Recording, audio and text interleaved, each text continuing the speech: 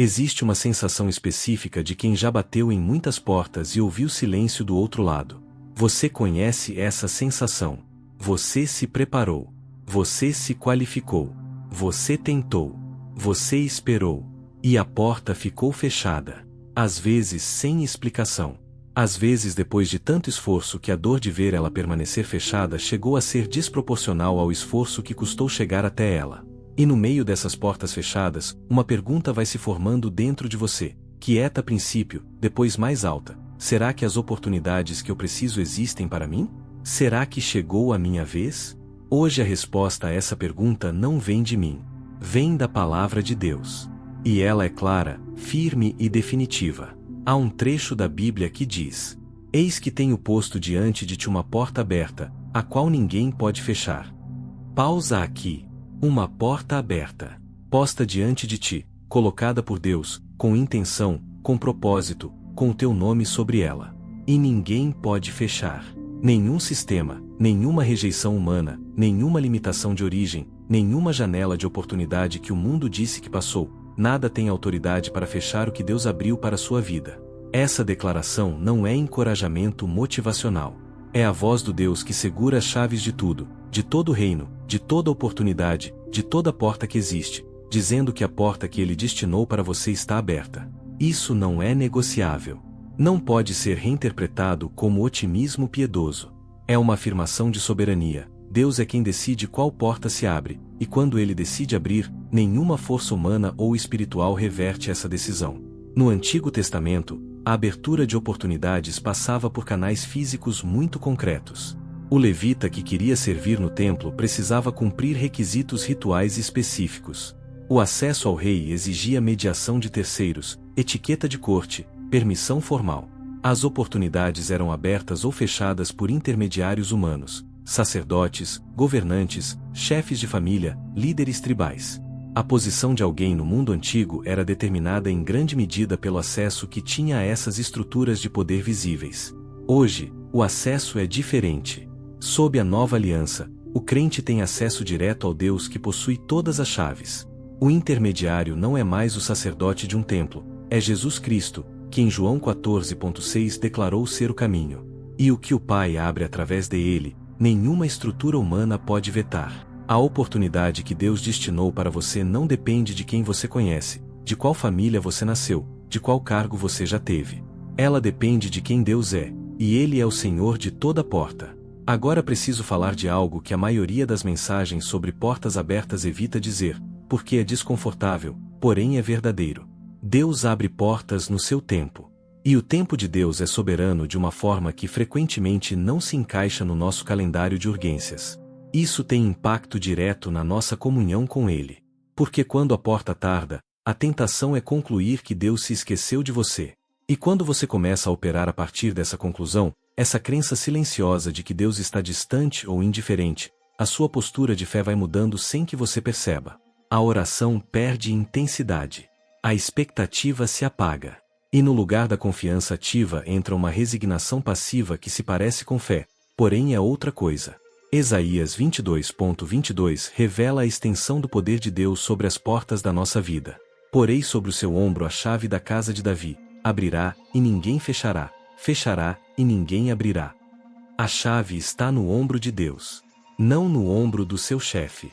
Não nas mãos de quem te rejeitou. Não na decisão do comitê que não aprovou o seu projeto. Deus segura a chave, e quando Ele coloca essa chave na porta que tem o seu nome, a decisão de abrir está tomada. E Salmo 75,6 e 7 complementa isso com uma das afirmações mais libertadoras de toda a Escritura. Porque nem do Oriente, nem do Ocidente, nem do Sul vem a promoção. Deus é o juiz, a um abate e a outro levanta. A promoção vem de Deus. A abertura de porta vem de Deus. Aquela pessoa que você achava que era a chave para a oportunidade que você precisava, ela é instrumento, quando muito. O verdadeiro agente da abertura é o Senhor. E isso muda completamente a forma como você se relaciona com as portas fechadas da sua vida. Elas deixam de ser rejeição final e passam a ser redirecionamento soberano. Essa teologia, a de que Deus controla as chaves, deveria produzir paz. Deveria gerar uma espera ativa, confiante, fértil. O problema é que o mundo de hoje faz tudo para transformar a espera em ansiedade e a ansiedade em ação precipitada. Vivemos numa cultura que equipara velocidade com valor, onde quem chegou mais rápido é considerado mais capaz, mais abençoado, mais merecedor. As redes sociais são um desfile contínuo de chegadas, promoções anunciadas, contratos fechados, sonhos realizados, e cada publicação dessas, vista no momento errado, planta uma dúvida: por que para mim está demorando? O que eu estou fazendo de errado? Quando vai ser a minha vez? E o cansaço de esperar às vezes empurra para decisões que forçam portas que deveriam ser abertas por Deus. Você aceita a oportunidade errada porque a certa está demorando. Você entra pela janela porque a porta está fechada. E a janela parece resolver no curto prazo. Porém, lá na frente, você percebe que o lugar onde você entrou não era o lugar certo para você estar. Eu entendo essa pressão. O tempo de espera é real. O cansaço é legítimo. E a pergunta "quando vai ser a minha vez?" é completamente humana. Então, como se posiciona bem enquanto a porta ainda está fechada? 3 atitudes fazem diferença concreta. A primeira atitude é cortar a comparação que desvia o olhar. Cada vez que você mede o seu tempo de espera pelo tempo de chegada de outra pessoa, você sai da posição de confiança e entra na posição de competição. E competição com o processo de outra pessoa é uma batalha que não tem vencedor, porque cada história tem o seu tempo, a sua moldagem, o seu propósito específico. O que Deus está construindo em você durante a espera é diferente do que Ele construiu em quem chegou antes. Cortar a comparação não é indiferença, é foco. É escolher olhar para o seu processo em vez de medir o processo alheio. A segunda é guardar a postura de preparo durante a espera. Deus abre portas para quem está pronto para entrar por elas. E o tempo de espera raramente é tempo perdido, com frequência é tempo de construção.